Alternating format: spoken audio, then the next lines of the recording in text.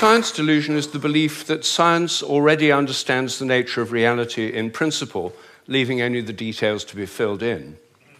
This is a very widespread belief in our society. It's the kind of belief system of people who say, I don't believe in God, I believe in science. It's a belief system which has now been spread to the entire world.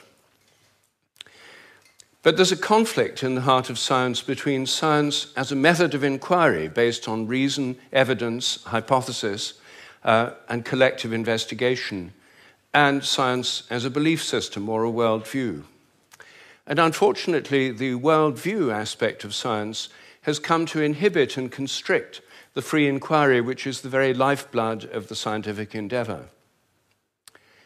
Since the late 19th century, science has been conducted under the aspect of a belief system or worldview, which is essentially that of materialism, philosophical materialism.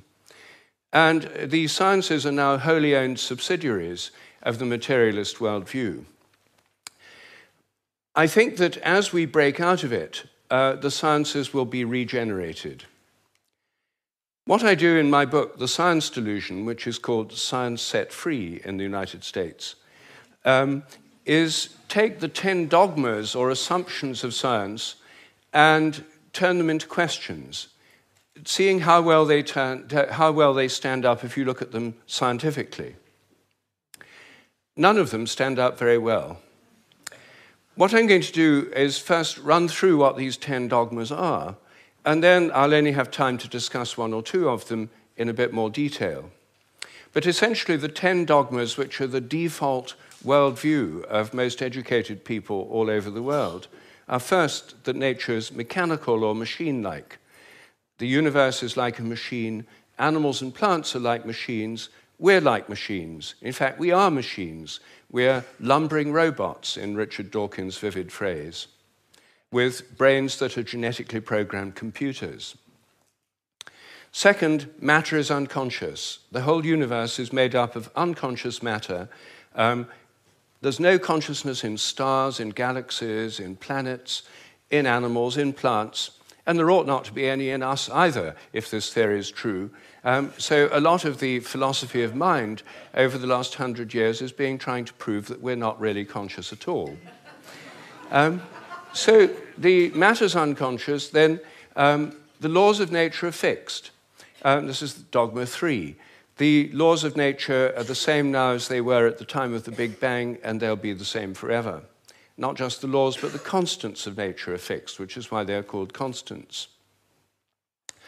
Dogma 4, the total amount of matter and energy is always the same. It never changes in total quantity, except at the moment of the Big Bang, when it all sprang into existence from nowhere in a single instant. The 5th dogma is that nature is purposeless. There are no purposes in all nature, and the evolutionary process has no purpose or direction.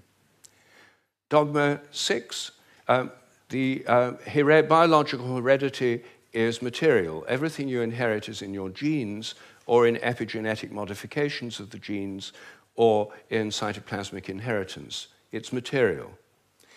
Dogma 7, memories are stored inside your brain as material traces. Somehow everything you remember is in your brain in modified nerve endings, phosphorylated proteins. No one knows how it works, but nevertheless, almost everyone in the scientific world believes it must be in the brain. Dogma 8, your mind is inside your head. All your consciousness is the activity of your brain and nothing more. Dogma 9, which follows from dogma 8, psychic phenomena like telepathy are impossible. Your thoughts and intentions cannot have any effect at a distance because your mind's inside your head. Therefore, all the apparent evidence for telepathy and other psychic phenomena is illusory. People believe these things happen, but it's just because they don't know enough about statistics, or they're deceived by coincidences, or it's wishful thinking. And dogma 10, mechanistic medicine is the only kind that really works. That's why governments only fund research into mechanistic medicine and ignore complementary and alternative therapies. Those can't possibly really work because they're not mechanistic. They may appear to work because people would have got better anyway, or because of the placebo effect. But the only kind that really works is mechanistic medicine. Well, this is the default worldview, which is held by almost all educated people all over the world. It's the basis of the educational system, the National Health Service, the Medical Research Council, governments, and it's just the default worldview of educated people. But I think every one of these dogmas is very, very questionable. And when you look at it, they fall apart. I'm going to take first the idea that the laws of nature are fixed. This is a hangover from an older worldview before the 1960s, when the Big Bang theory came in. People thought that the whole universe was eternal, governed by eternal mathematical laws. When the Big Bang came in, then that assumption continued, even though the Big Bang revealed a universe that's radically evolutionary, about 14 billion years old, growing and developing and evolving for 14 billion years, growing and cooling, and more structures and patterns appear within it. But the idea is all the laws of nature were completely fixed at the moment of the Big Bang, like a cosmic Napoleonic code.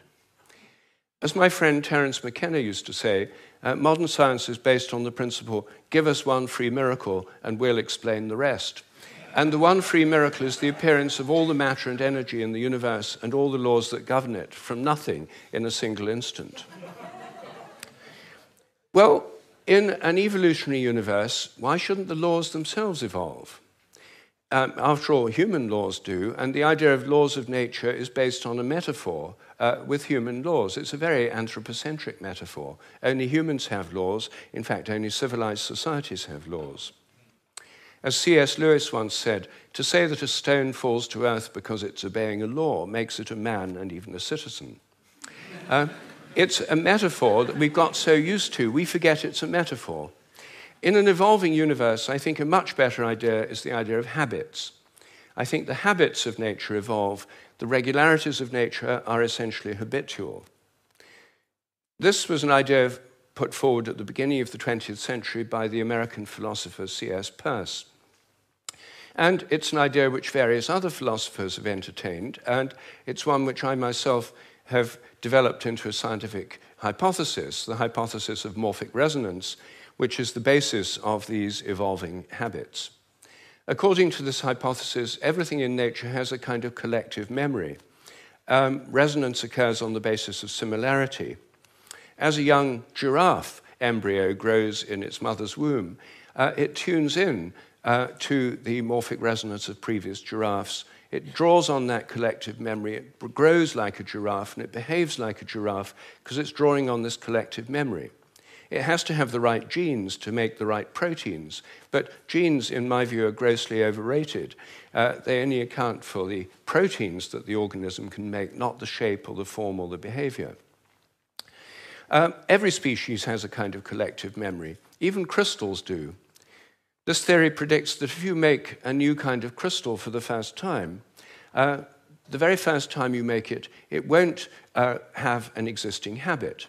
But once it crystallizes, then the next time you make it, there'll be an influence from the first crystals to the second ones all over the world by morphic resonance. It'll crystallize a bit easier. The third time, there'll be an influence from the first and second crystals. There is, in fact, good evidence that new compounds get easier to crystallize all around the world, just as this theory would predict. It also predicts that if you train animals to learn a new trick, for example, rats learn a new trick in London, then all around the world, rats of the same breed should learn the same trick quicker just because the rats have learned it here. And surprisingly, there's already evidence that this actually happens.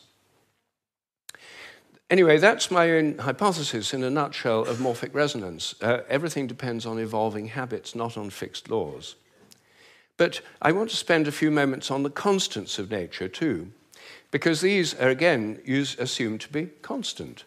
Things like the gravitational constant, the speed of light, are called the fundamental constants. Are they really constant? Well, when I got interested in this question, I tried to find out. they're given in physics handbooks. Handbooks of physics list the existing fundamental constants, tell you their value.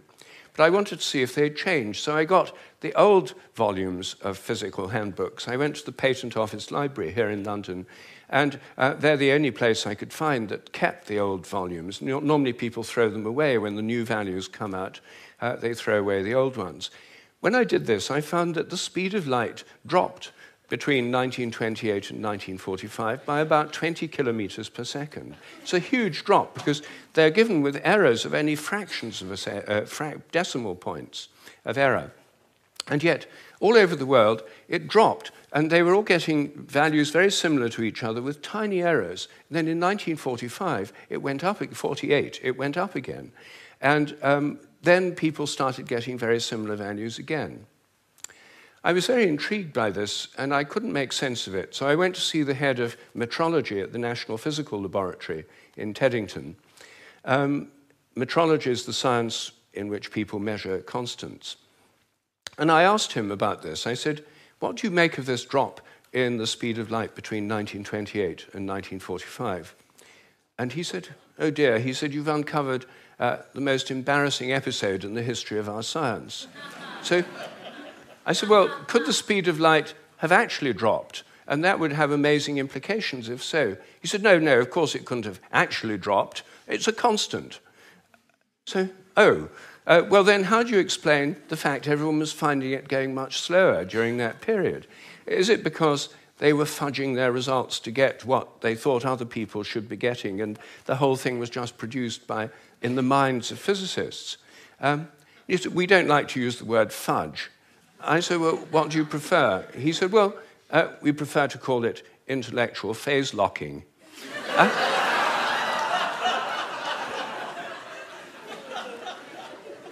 So I said, well, if it was going on then, how can we be so sure it's not going on today? And that the present values are produced by intellectual phase locking. And he said, oh, we know that's not the case. I said, how do we know? He said, we've solved the problem. And I said, well, how? He said, well, we fixed the speed of light by definition in 1972. So I said, but it might still change. He said, yes, but we'd never know it because we've defined the meter in terms of the speed of light. So the units had changed with it. So he looked very pleased about that. They'd fixed that problem. But I said, well, then what about big G, the gravitational constant known in the trade as big G? It's written with a capital G, Newton's universal gravitational constant. That's varied by more than 1.3% in recent years. And it seems to vary from place to place and from time to time. And he said, oh, well, those are just errors. And unfortunately, there are quite big errors with big G. So I said, well, what if it's really changing? I mean, perhaps it is really changing. And then I looked at how they do it. What happens is they measure it in different labs. They get different values on different days, and then they average them. And then other labs around the world do the same, and they come out usually with a rather different average. And then the International Committee on Metrology meets every 10 years or so and average the ones from labs around the world to come up with the value of big G. But what if G were actually fluctuating? What if it changed? There's already evidence, actually, that it changes throughout the day and throughout the year. What if the Earth, as it moves through the galactic environment, went through patches of dark matter or other environmental factors that could alter it? Maybe they all change together. What if these errors are going up together and down together? For more than 10 years, I've been trying to persuade metrologists to look at the raw data. In fact, I'm now trying to persuade them to put it online on the internet with the dates and the actual measurements and see if they're correlated, to see if they're all up at one time, all down at another. If so, they might be fluctuating together, and that would tell us something very, very interesting. But no one has done this. They haven't done it because G is a constant. There's no point looking for changes. You see, here's a very simple example of where a dogmatic assumption actually inhibits inquiry. I myself think that the constants may vary quite considerably, within narrow limits, but they may all be varying.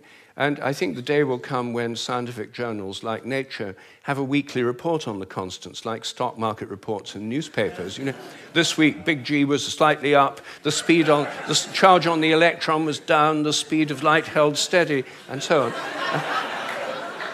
on. That's one area, just one area where I think thinking less dogmatically could open things up. One of the biggest areas is the nature of the mind. This is the most unsolved problem, as Graham just said, that science simply can't deal with the fact we're conscious. And it can't deal with the fact that our thoughts don't seem to be inside our brains. Our experiences don't all seem to be inside our brain. Your image of me now doesn't seem to be inside your brain, yet the official view is there's a little Rupert somewhere inside your head, and everything else in this room is inside your head. Your experience is inside your brain. I'm suggesting actually that vision involves an outward projection of images. What you're seeing is in your mind, but not inside your head. Our minds are extended beyond our brains in the simplest act of perception. I think that we project out the images we're seeing, and these images touch what we're looking at. If I look at you from behind, you don't know I'm there. Could I affect you? Could you feel my gaze? There's a great deal of evidence that people can. The sense of being stared at is an extremely common experience, and recent experimental research suggests it's real. Animals seem to have it too. I think it probably evolved in the context of predator-prey relationships. Prey animals that could feel the gaze of a predator would survive better than those that couldn't. This would lead to a whole new way of thinking about ecological relationships between predators and prey, also about the extent of our minds. If we look at distant stars, I think our minds reach out in a sense to touch those stars and literally extend out over astronomical distances. They're not just inside our heads. Now, it may seem astonishing that this is a topic of debate in the 21st century. We know so little about our own minds that where our images are is a hot topic of debate within consciousness studies right now. I don't have time to deal with any more of these dogmas, but every single one of them is questionable. If one questions it, new forms of research, new possibilities open up. And I think as we question these dogmas that have held back science so long, science will undergo a reflowering, a renaissance. I'm a total believer in the importance of science. I've spent my whole life as a research scientist, my whole career. But I think by moving beyond these dogmas, it can be regenerated. Once again, it can become interesting and, I hope, life-affirming. Thank you.